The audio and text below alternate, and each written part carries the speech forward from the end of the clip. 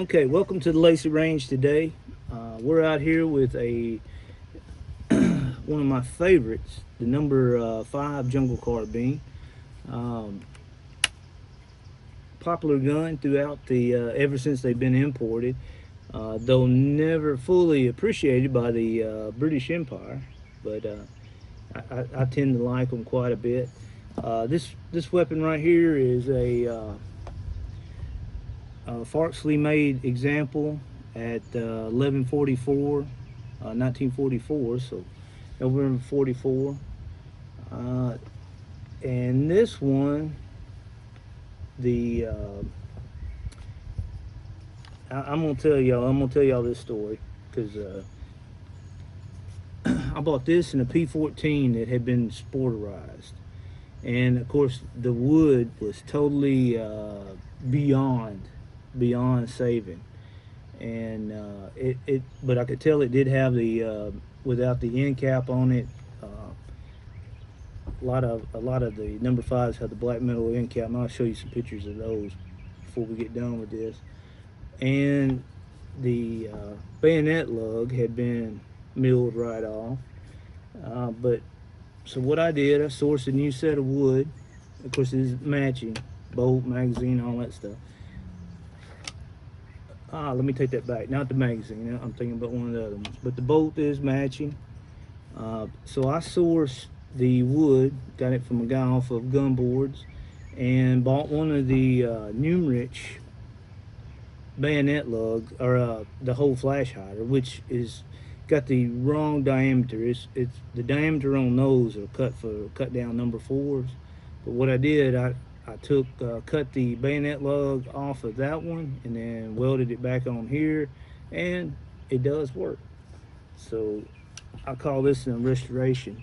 And part of that restoration now also had some problems with the front sight, because I'm sure that they took it off at some time, but it was canted to the right. So now I've got it straight up, and before I get straight up, I just checked on the horizontal placement, and it was shooting extremely high. So I now have a new front sight post in it right here. Of course, you drift these in and out, same as the number 4 sight post. So if you want to set your elevation right, you need to have you a set of these.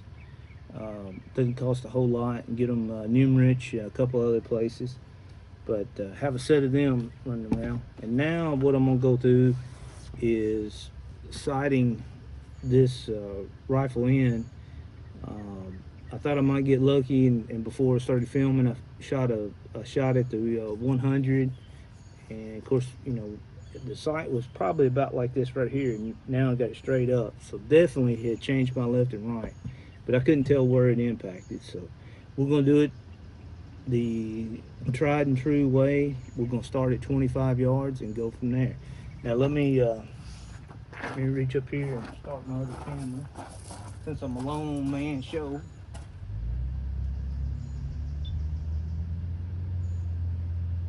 Okay, camera's recording. And we're shooting my trusty load.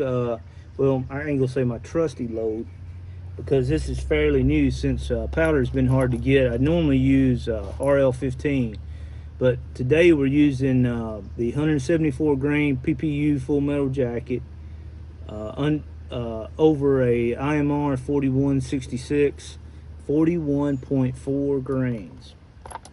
So my rear sight is set on 200. You can see the paper up right now. So let's see where it impacts. I'm aiming dead center. What do you think about that recoil?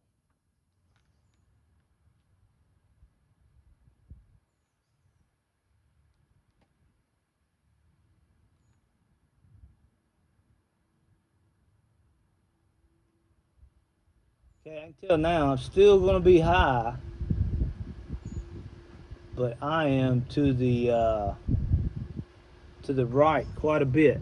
Okay, on the front sights, when you're anytime that you're dealing with a front sight, if you're shooting right, it means your front sight needs to be drifted to the right, and that's quite a bit at 25 yards. So we'll do that, and also wanted to show you some stuff here. Let me go behind here. Y'all almost let me kick that out.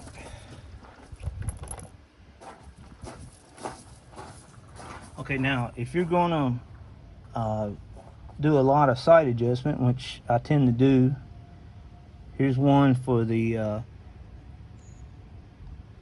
either M44 or 9130s, I can't remember, but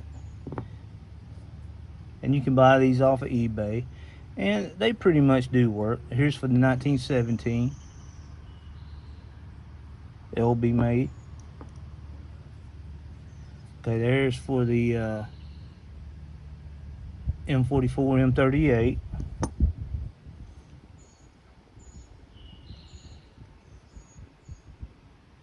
There's the LB K98.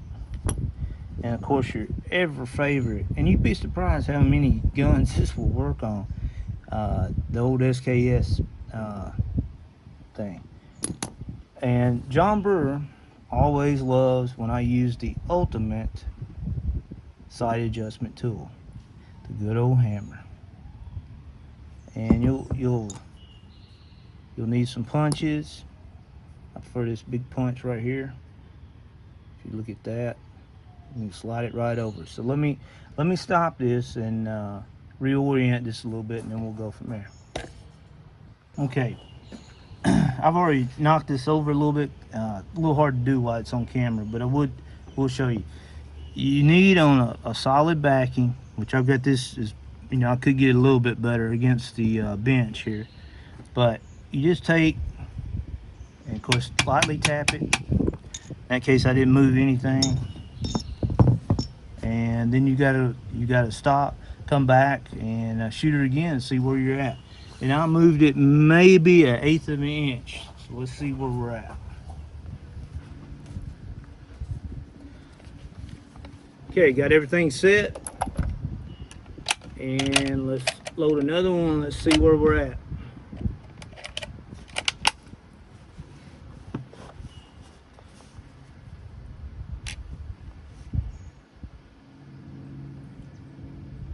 Okay, now I'm going to aim at the bottom of the diamond, the large diamond in the center.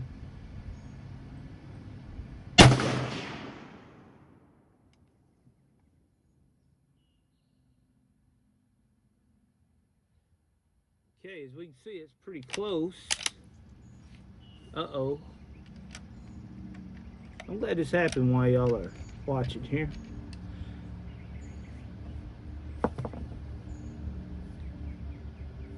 This is what you call a split case, which this is my 6th reload on these 303s. And 303, if you're going to shoot it light, if you think you need 400 rounds, you better get 1400, because you can't get the life out of them. The chambers on these are much larger than a semi-spec chamber, and so, you know, I try not to do nothing but let me pull it out here. Try not to do anything but size the neck here and just bump the shoulder back. But as you can see, almost every one of these will show a thin little line right up here on the near where the case does. And when this happens, if you get lucky, you can take another case. Yep, so I got lucky. And just pull the old case out.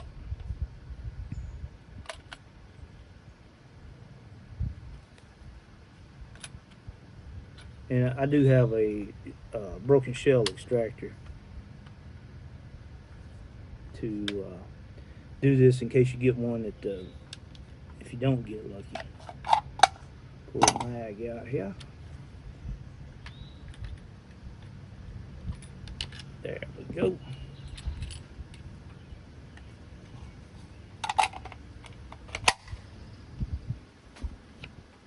Alright, and as you can see, total case separation right there. Nothing hurt, nothing like that, but it does happen quite a bit. And like with these, that is my 31st shot out of this box of 100, and I've lost 2. So it does happen. Just be aware of it. It ain't the end of the world. Now, if you're in competition, though, doing a match, that could be an issue. And if this is my rule, if I'm gonna shoot competition with one of these 303s, I am going to have, if it's something like CMP or something like that, I'm gonna have either just 1 or 2 shots on, or 1 or 2 firings on the case. And that way you can ensure that this doesn't happen. Because, you know, if it happens on the slow fire, not too big of a deal. It's a hassle. I would always make sure I got my broken shell extractor here. But if it happens on rapid fire, man, you're cooked. You are cooked. But that happens. And also, let me tell you, a little milsurp trick. If you ever have rust on a weapon, and it's that scaly type of rust, if you will keep one of these cases that break off like this, and you use either side, and you just rub that rust, oil it down real good, and just rub that rust, this will rub it up without taking up the bluing. It won't take the bluing off, but it'll take the rust off. Okay, now back to the shooting. We got, as we can see, there's still one right there. Let me shoot one more. And this is another thing, but when you have that case separation, the rounds tend to get funky. So you don't never know if that's a true impact. Like that one went, even though I was aiming lower, it even went higher than the original round or original shot there. So let's try this again.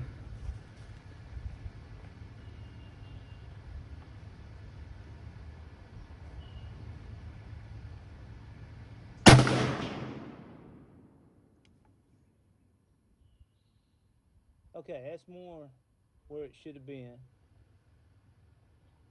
I'm still right just a little bit. That one held up fine. So let's do a little more adjusting. Okay, I'm gonna try to capture this this time. I'm gonna fold my sight up.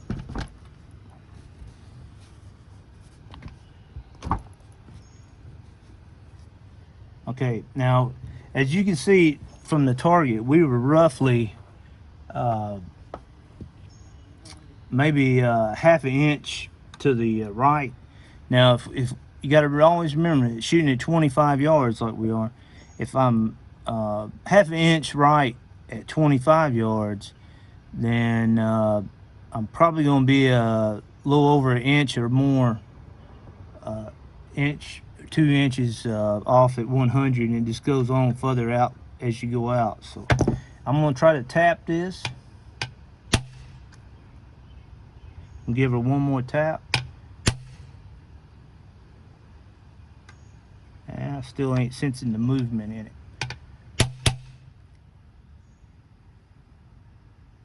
Now that did feel like movement, so we'll try that and see what we get. Like I say, you got to have her steady right there, and the trusty old can fix anything.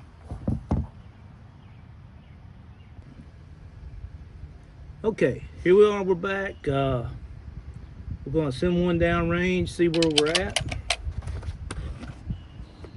after making the adjustment. Well, another thing I got to work on is the magazine on this one.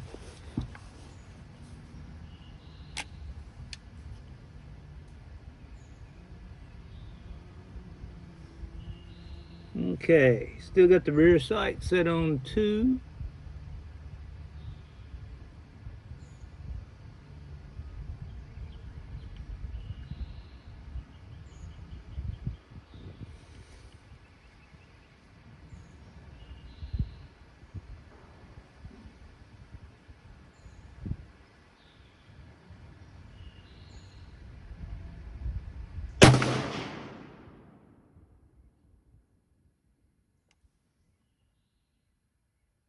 Okay, as you can see on the camera, that impacted right in the center, and I can tell from 25 yards this gun is probably not going to be a real tight grouping gun.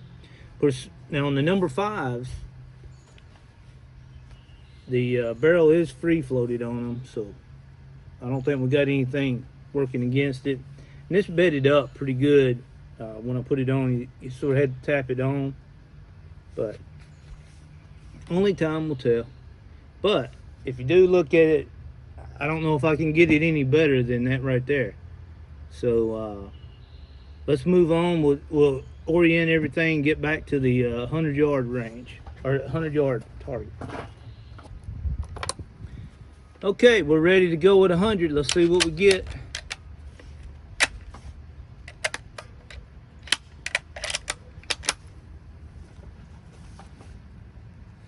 Okay, now one thing I know I'm high at 25, and I do have some down space on my rear sight.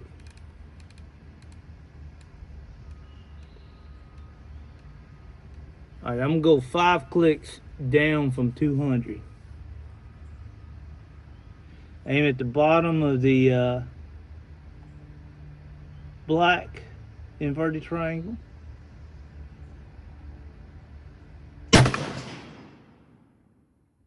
Okay, we got a hit.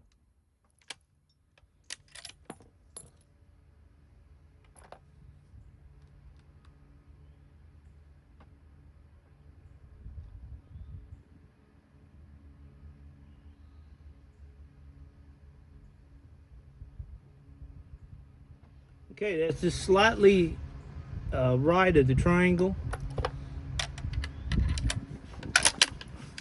Shoot another round.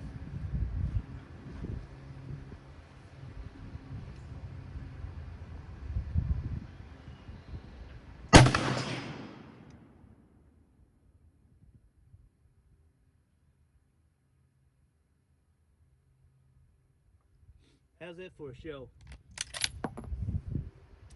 All right, let's shoot this one, see where we get here.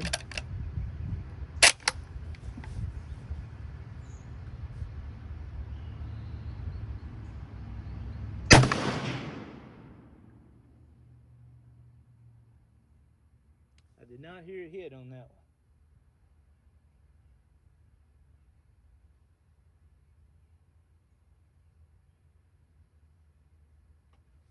All right.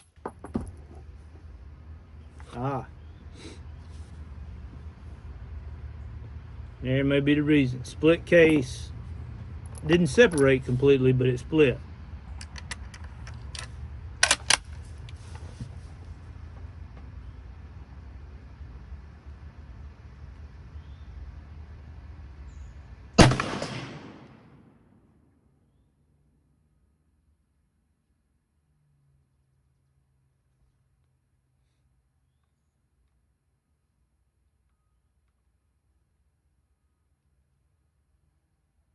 Well, ain't nothing like throwing mud up all over the target. But let's talk about this real quick before we move on. Okay. Hit. Case is okay. And here we have a split case. Excuse me. And what did it do with the bullet? I felt like I had a good trigger pull, but it makes a difference when you lose that on the impact. Okay, I'm gonna go up 3 clicks, and we're gonna move to 200. Let me set the camera here. Oh, I forgot I had one sitting in there.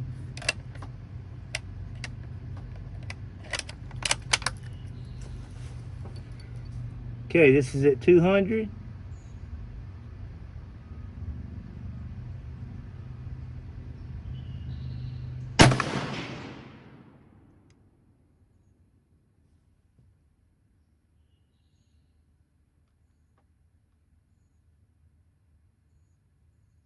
Nothing. Case is okay.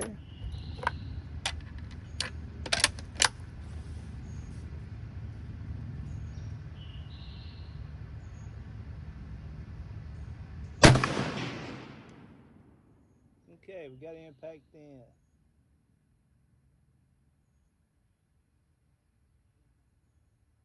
Okay, I think what we got, we're still going right. Let me shoot one more.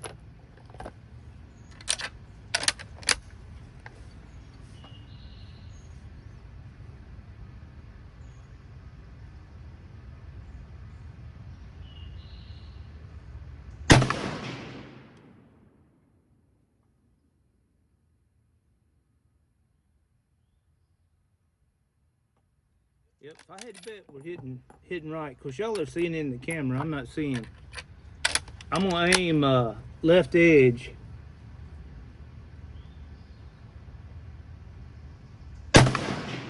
Yep. Yeah, I'm shooting right quite a bit. Elevation's pretty good though, and that's in fact, if I went up to 200, I'd probably still be in pretty good shape. All right, so let's stop everything. Let me make another adjustment on the sight, and then okay, adjustment made. Let's see what we get.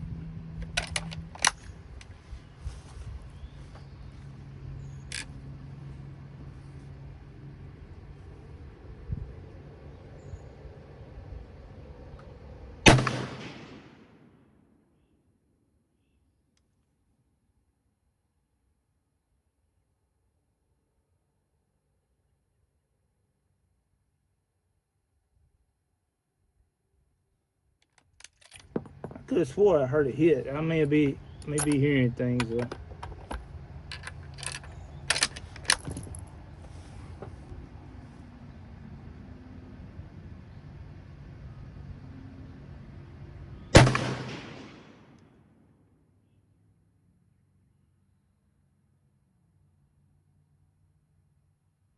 that's still right.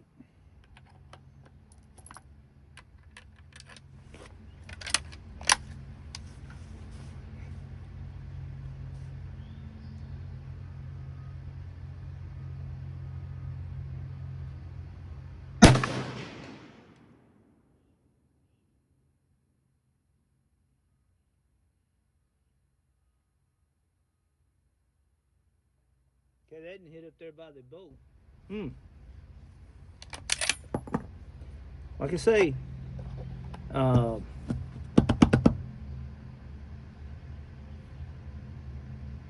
definitely need to go a little bit more on the sight.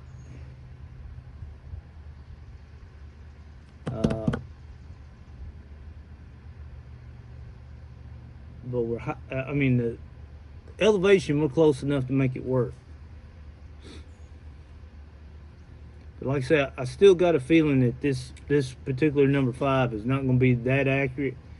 Uh, and like I say, I'm not the as good as Peter Ladler or some of them other stocking these up. Really didn't do nothing to this one. But I don't know. Like I say, I think I could tear a man up the whole time, but it's not what I'd want to shoot for competition. And on top of that, I mean, I got original ones in there that I can shoot that do pretty well. So, but let me mess with this sight again, and then we'll try it again.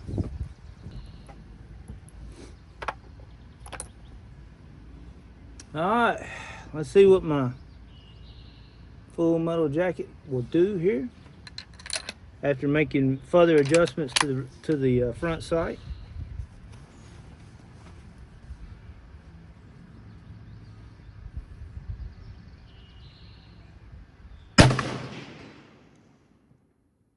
Okay, right off the bat, we got a hit there.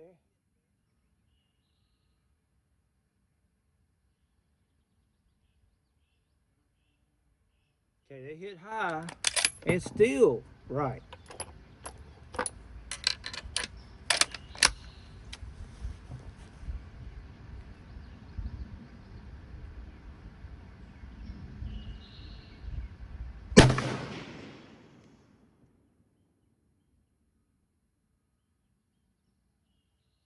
Okay, once again, elevation is good.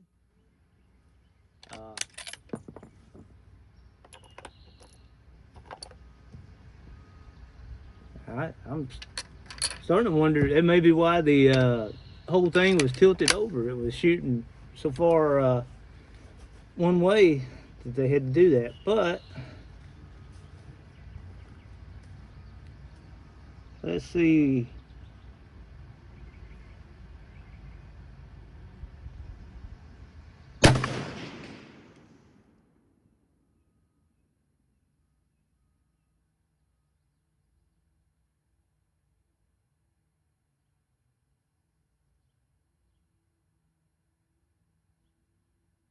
Another hit.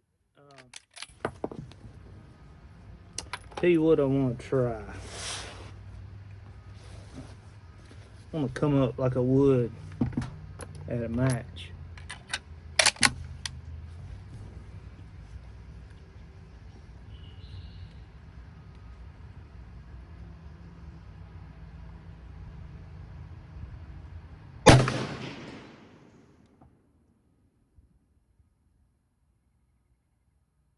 See how that went up high?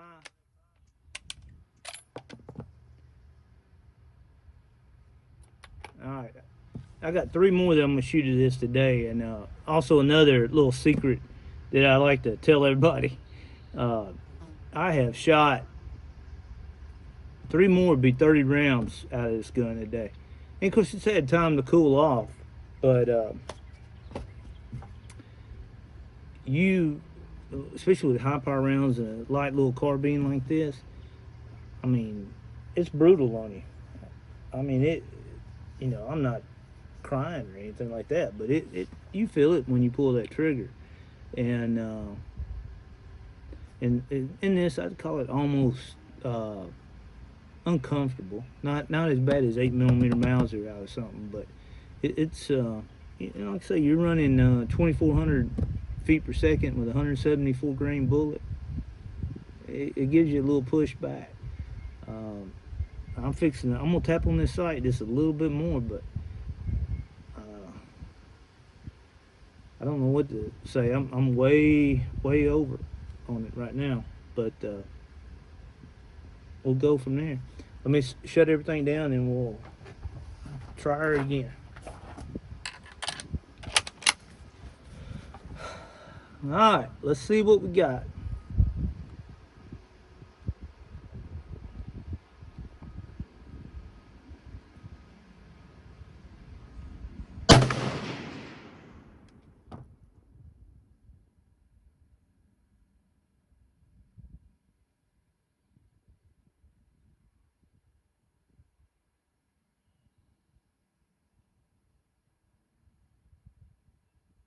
It's up there by the head, and but it is left.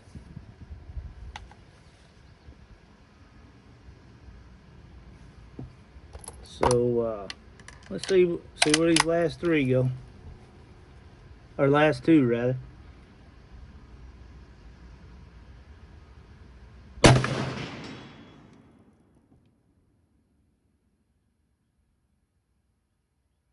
Okay.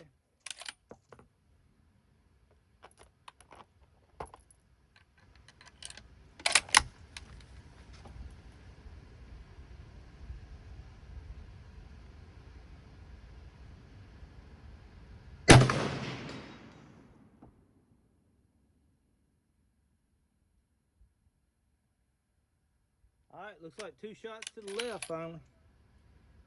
And here's the frustrating part. Well, no, that last one's in the center. I may be on the left side of the center, but I think I can work with that right now. And so what that means is I'm gonna have to come back another day, set this one up for a little while, then come back and shoot it again and see where I'm hitting at. And that's another thing about these old guns. Iron sights are fantastic if you know how to use them. You know, they're good amount, and you ain't got to mess with them but once. As long as your load stays the same, Usually just set them that once, and then you can come back to them anytime, as long as the load stays the same. And one thing, just to let y'all know, I did with the RL15. Of course, it's been hard to get, so I had a stockpile of 4166. So when I loaded the 4166, I was paying attention to what the velocity was, and then where it was impacting, and tried to get it to impact the same spot that my RL15 load was. So trying to reach those same, everything else was the same, but just trying to meet that, and that way, I don't have to go back and readjust everything. Because as of right now, I like 4166, fairly impressed with it, but out of the diddling, it does not meter well. So you just about have to weigh each, when you load it, you have to weigh each one. I mean, if you want anything, uh, super accurate, like if I'm gonna do one for the sniper, it ain't too big of a deal on iron-sighted weapons, shooting at 200 or 300 yards. But I really prefer the RL15 because it meters so well. And usually it'll be within 0.2 of whatever you're wanting, pretty easy. 4166, I mean, it could go a full grain either way. Does not, like I say, do well through the Diddlin 550 measure. But we'll have to come back. I'll go down there and paint these up. But it's one of the, if you really want something that you can go to a match with, right now this gun is not there. Will it get there? It's a good chance. It's a good chance. Now I was just looking at it. I noticed, of course, the barrel's hot right now, but it is favoring to the right of the channel, so that may be something I can work with and fix this a little bit. And I do notice there's a gap over here in the wood that it really doesn't need to have, but a little bit more work on it. That's what makes them fun. If like I say, I've told y'all before, if I go out here and a gun just lays the law down and is accurate, I end up not shooting it that much. Just come back spending time with guns like this, and I will probably end up moving this one. I've got 4 or 5 of them, I can't remember, and I'll show a picture of it. But I love the Jungle Carbines, and I'm glad I was able to save this and do all that. And I've got another stock set if I can find another one that needs saving. But I do have another one, early production that I just bought about a year, well, I guess about 6 or 7 months ago now. That needs the bayonet lug put back on it, so I got another one in there to do all that. It is something all the time, but I enjoy doing it most times, especially if it's my stuff. Enjoy working on it and doing a little bit at a time. It ain't no need of being in a big rush with any of it. It's where you make mistakes, but just take a little time. It may take 2 more outings with this gun out here. I'm right here at the house, so it ain't no big deal to get out here and do this same thing again. And may take another 30 rounds, but we'll get her hanging in there at least of what the gun is capable of. So with that, thanks for being on the Lacy range with us. You got to go through the good times, and sometimes you got to go through the bad times with them, but we all enjoy them. See ya.